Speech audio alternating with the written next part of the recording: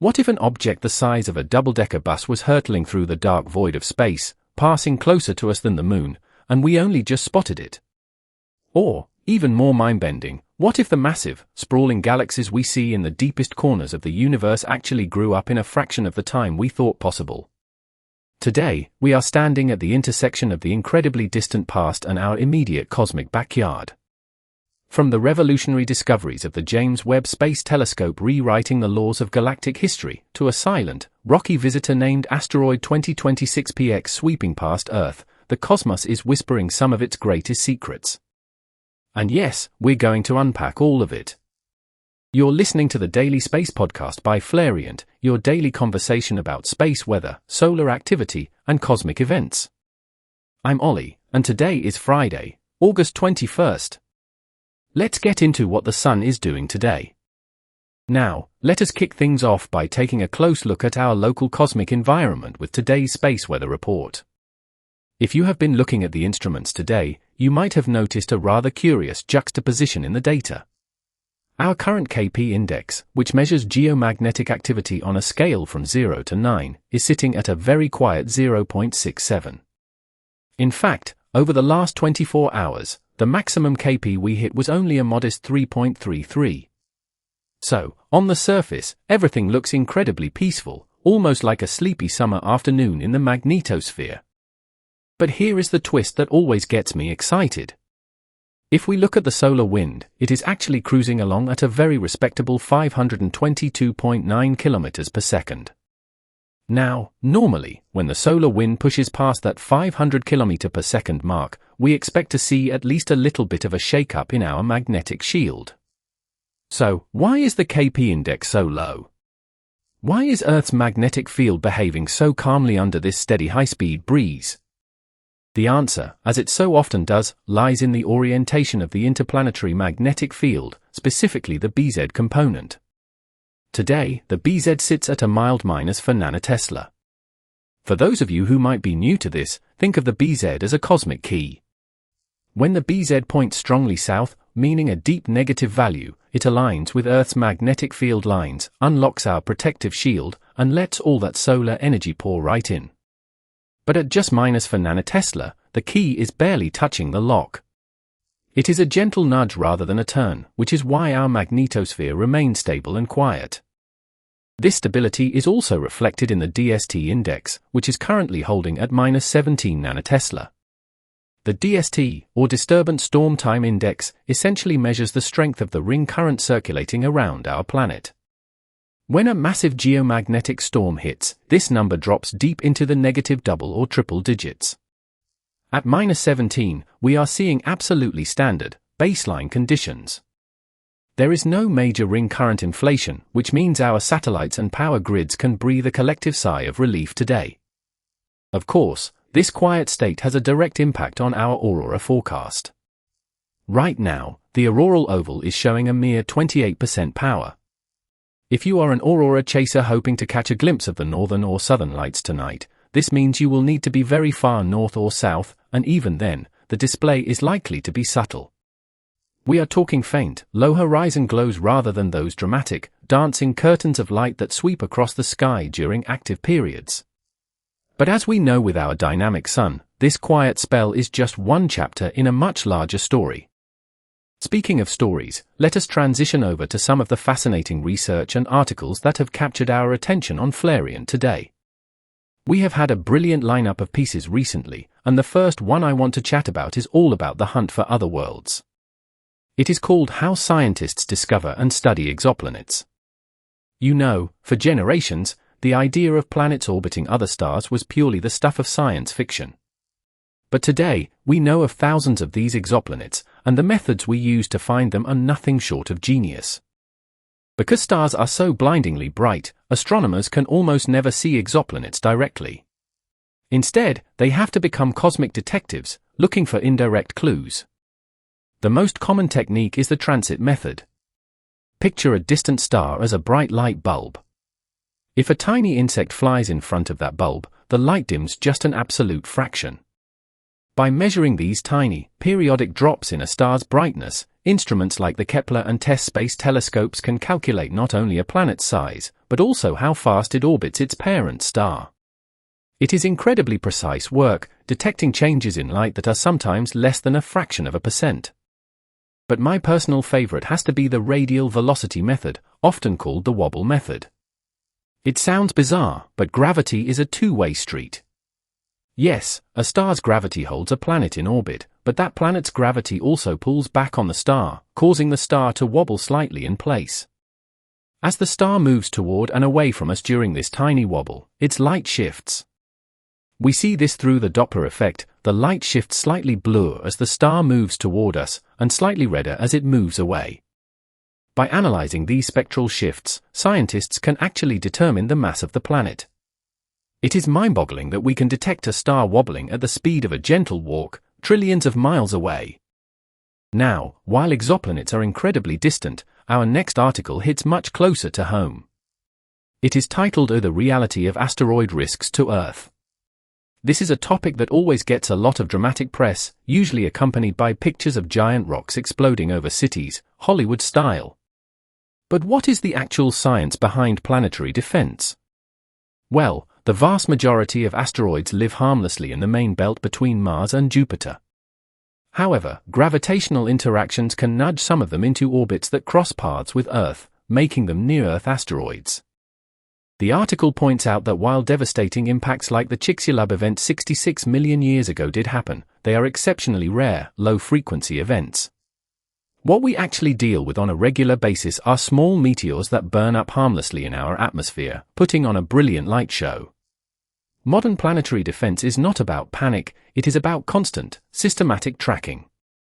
By using radar and automated telescopes, astronomers can map the trajectories of these rocks decades in advance, giving us the ultimate early warning system. It is a triumph of science over fear. Moving from natural space rocks to artificial ones, another fantastic piece on the blog is how geostationary satellites maintain their fixed positions. If you have ever used a satellite dish on your house, you know it points at one exact spot in the sky and never has to move. How is that possible when the satellite itself is traveling through space at thousands of miles per hour? It is all down to a very specific altitude, approximately 35,786 kilometers directly above the equator. At this precise height, the satellite's orbital period matches the Earth's rotation exactly, one full turn in 24 hours. Because the satellite and the ground are moving in perfect harmony, the satellite appears completely stationary to an observer on the surface. But keeping them there is a delicate balancing act. If they go even slightly too fast, they drift higher, too slow, and gravity wins. Additionally, they are vulnerable to solar storms, which can expand our atmosphere and create drag or damage their delicate electronics. It really shows how our technology is intimately connected to the space environment. And speaking of the beauty and danger of solar activity, our final article, Why Auroras Manifest in Varying Colors, explains the gorgeous physics of the northern and southern lights. It is all about atmospheric chemistry. When charged solar particles collide with our atmosphere, they transfer energy to gas molecules.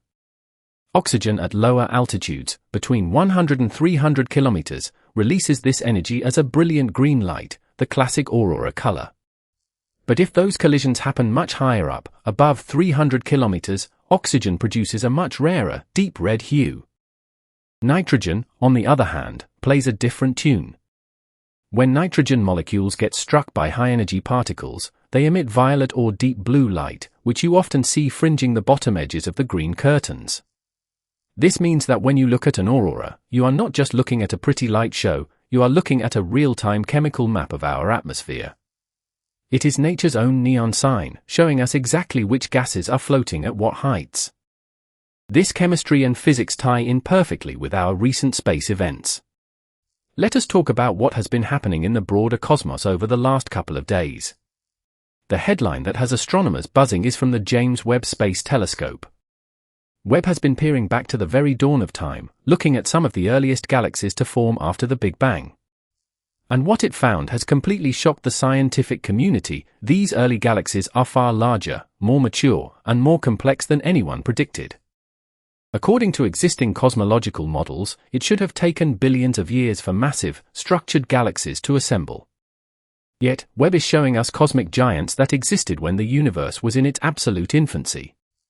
This discovery is forcing astrophysicists to completely rethink how quickly stars and structures can form. It is the kind of science that makes you realize how much we still have to learn about the fundamental laws of our universe, and it is happening right now in our lifetime. Meanwhile, in our own solar system, we had a more immediate visitor today, Asteroid 2026 PX. This newly discovered near-Earth asteroid made a close flyby of our planet. Now, let me reassure you right away, there was absolutely no danger of an impact. But the flyby was highly significant for astronomers who specialize in orbital modeling. Tracking these close approaches allows us to refine our gravitational models, taking into account how the gravity of Earth and the Moon tugs on these passing rocks. It is a reminder that our solar system is a busy, dynamic place, and constant vigilance is our best tool. And for those of you who enjoy watching the sky with your own eyes, the Perseids meteor shower is still in its active window. This annual event occurs as Earth plows through the debris trail left behind by Comet Swift-Tuttle. Even though the peak has passed, you can still catch some brilliant shooting stars if you can find a dark sky away from city lights.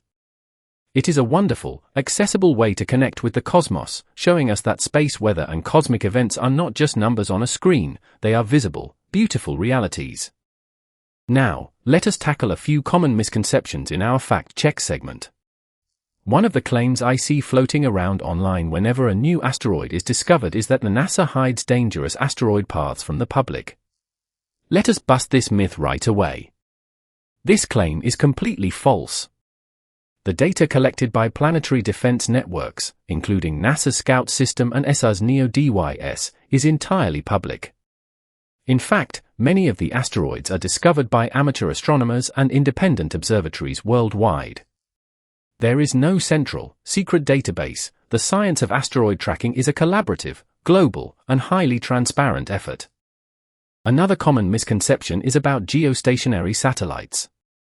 People often ask, do geostationary satellites stay in orbit forever without using any fuel? This is a really interesting one. While the laws of physics and gravity do the heavy lifting of keeping them in orbit, they actually do need fuel. Gravitational pulls from the Moon and Sun, as well as the slight asymmetry of Earth's shape, constantly try to nudge these satellites out of their perfect equatorial alignment. To counteract this, they use tiny thrusters for what is called station keeping. Once a geostationary satellite runs out of fuel, it can no longer maintain its position and must be moved to a graveyard orbit to make way for a replacement. Let us also clear up a myth about auroras. Some people believe that auroras can only be green, and any red or purple auroras in photos are just camera trickery. As we discussed earlier, this is definitely false. While our eyes are most sensitive to green light, which is why green auroras appear brightest to us, the red and purple hues are entirely real and are captured beautifully by modern camera sensors. These colors are the result of high-altitude oxygen and low-altitude nitrogen interactions, and they are especially prominent during intense geomagnetic events when the solar wind packs a real punch. Let us bring all of this together with our daily brief, summarizing today's highlights and looking ahead at what to expect. Today has offered a beautiful contrast between the incredibly distant history of our universe and the immediate, local movement of Asteroid 2026 PX. We have seen that the first galaxies were massive and rapid in their growth, challenging our fundamental understanding of the cosmos, while our local neighborhood remains safe and stable. On the space weather front, our magnetosphere is enjoying a period of calm, with low Kp levels reflecting a peaceful relationship between our protective shield and the steady solar wind. Looking ahead at the next 72 hours, the outlook is looking quite settled. According to the Space Weather Prediction Center's 3-day forecast, we are expecting geomagnetic conditions to remain calm. While Solar Cycle 25 remains active in its broader progression, the lack of highly complex active regions on the visible solar disk points toward a temporary lull in major flare activity.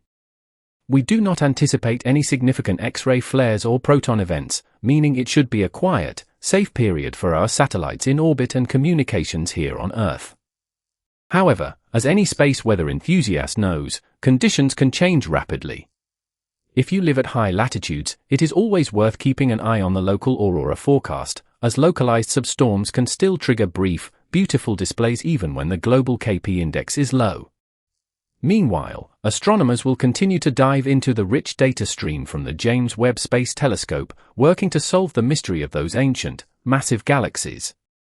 It is a fantastic time to be looking up, whether you are tracking a passing asteroid, watching for meteors, or simply admiring the stars. If you want to keep a close eye on all of this activity as it happens, make sure to visit flyby.com. It is the official website of Flyby and the absolute best place to see what is happening in real time. There, you can access live space weather data, our real-time KP index dashboard, aurora forecasts, and interactive solar imagery.